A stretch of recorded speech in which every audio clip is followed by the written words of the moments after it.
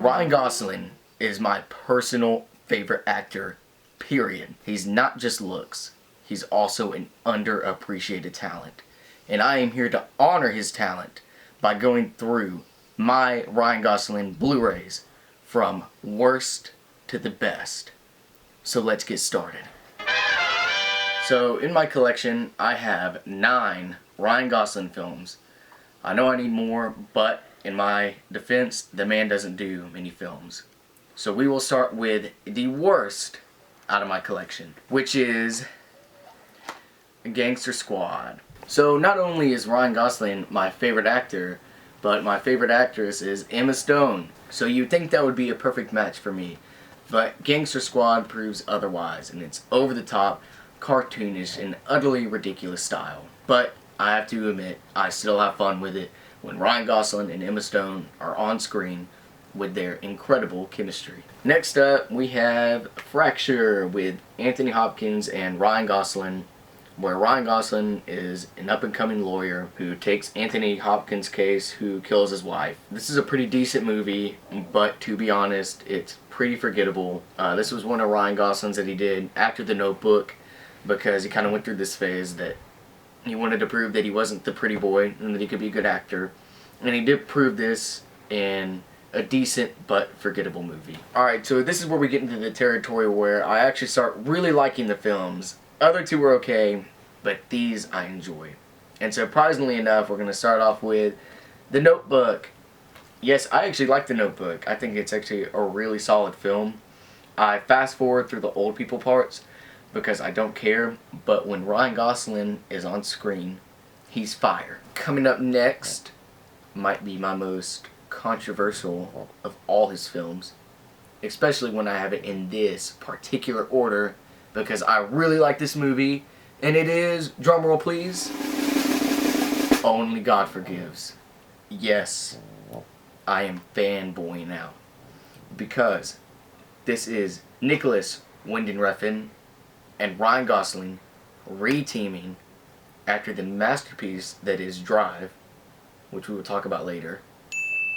I was really excited when this movie was coming out. I thought the trailers were incredible, and I was utterly disappointed when I saw this in theaters. And then I watched it again on Blu-ray like 3 or 4 times, and I grew this great appreciation for it, actually, because I think my expectations going into it were wrong. I was expecting another Drive, but I actually just think that it's a very well made art house film, and I have 2 copies because this was a gift and it's pretty awesome, and I didn't want to open it because I already have this copy, so I just kind of put this one up to display for the world. Yep. I wonder what's coming up next. Oh, that's right. It's Blue Valentine. It was written and directed by Derek Ciafrance, who went on to direct and also write Place Beyond the Pines, which we'll talk about later. When I first saw Blue Valentine, I was really turned off by how depressing and hopeless it is. But then I learned that life is depressing and hopeless, so I learned to love it. Now, I'm not really sure where I put the next one that was supposed to be on my... Wait a minute. Oh my god, it's Ides of March. Was written and directed by George Clooney. It stars George Clooney, Ryan Gosling, and many other A-list actors, as you can see on the top. I will mention Philip Seymour Hoffman because he was one of the greatest actors of our time. May he rest in peace. Anyway, a lot of people think Ides of March is a slow-paced, dull, political drama that has no impact, and I think those people are stupid because it's the total opposite. Just because it's slow-paced doesn't make it boring. It's a well-paced character study and a good political thriller. Now before hold on, what's that over there? Oh, it's Place Beyond the Pines by Derek Ciafrance. We talked about him earlier with Blue Valentine. Place Beyond the Pines was Derek's follow-up film to Blue Valentine, and he made the correct decision in bringing back the Goss.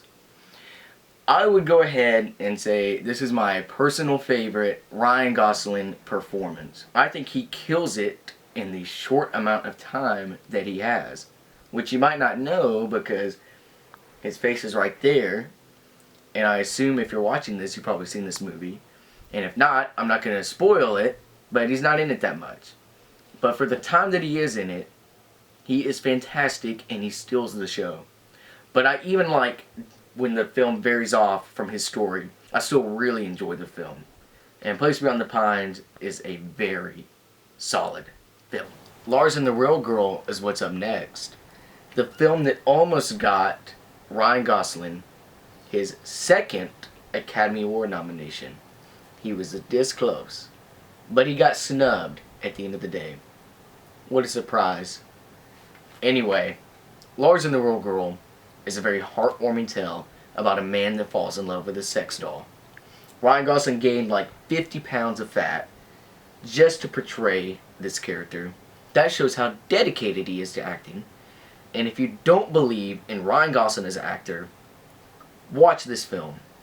It's beautiful. Now it's time for the second to the first of my list, which means this is the number 2 film out of my 9. And it is, drumroll again. Alright, here it comes. Crazy Stupid Love! This was the second time that I ever saw Ryan Gosling in a film. Which I know what you're thinking. Wait a minute. That came out in 2011. So, you didn't see a Ryan Gosling movie till 2011? Yeah, that's right. Because in 2011, I was only 15. And I hadn't experienced Ryan Gosling that much. But like I said, this was my second. And this is what put the writing on the tombstone that Ryan Gosling was not only handsome and beautiful and perfect, but an incredible actor. Now, I was already really into Emma Stone, so nothing really changed there. But their chemistry is dynamite. And I also love Steve Carell too, so he's also really great. I personally have a soft spot for romantic comedies, and I think this is a pitch perfect A+ romantic comedy. So before I get to my number 1, I wanted to briefly talk about the Ryan Gosling films that I do not have on Blu-ray and give a brief thought on each. Remember the Titans is an okay film. Ryan Gosling isn't in it that much, but it's fine. Murder by Numbers I don't like, but Ryan Gosling gives a crazy performance in it, and it's pretty interesting, so I would actually recommend watching it for him. I've never seen The Slaughter Rule. I've never seen The United States of Leland, but I think it's on Netflix, so I probably will watch it. I've never seen Stay, and I can't really find where to watch it, and so I'm not going to put that much effort into it. I really love Half Nelson, but there isn't a Blu-ray for it, so they should really get on that. And he got an Oscar nomination for that, so. All Good Things is my least favorite Ryan Gosling movie of all time. There is a Blu-ray, but I honestly can't stand that film. Ryan Gosling does give a good performance in it, but everything else around him is so awful. But he does dress up like a woman in it, so maybe you should watch it. And lastly is The Big Short, which hasn't had a release for Blu-ray when I'm filming this, but I actually really loved it, so. Object to the test! And now for my number 1 Ryan Gosling film, which I'm sure nobody predicted, and nobody's gonna see this coming. It is Drive. Drive. Drive. Drive. It's Drive. You should drive to see this movie. Because it is fantastic. Drive is a masterpiece filmmaking, and I know there are some people out there that are going to say, that is so cliche. Everybody loves Drive. Well, you know what? You know what I say? There's a reason why everybody loves it. Okay? Because it's a great film. the perception that everybody loves it is false. Because a woman tried to sue this movie because she was bored, because there wasn't enough driving, which is just humorous. And I hope that she is not okay. The reason why I love Drive is because it's what changed my opinion about filmmaking altogether. Before Drive, movies were just movies. But after Drive, movies were now film. And I thank Drive for that. And I thank Ryan Gosling for that. Thank you, Ryan Gosling. Thank you for being such a great actor. I love you.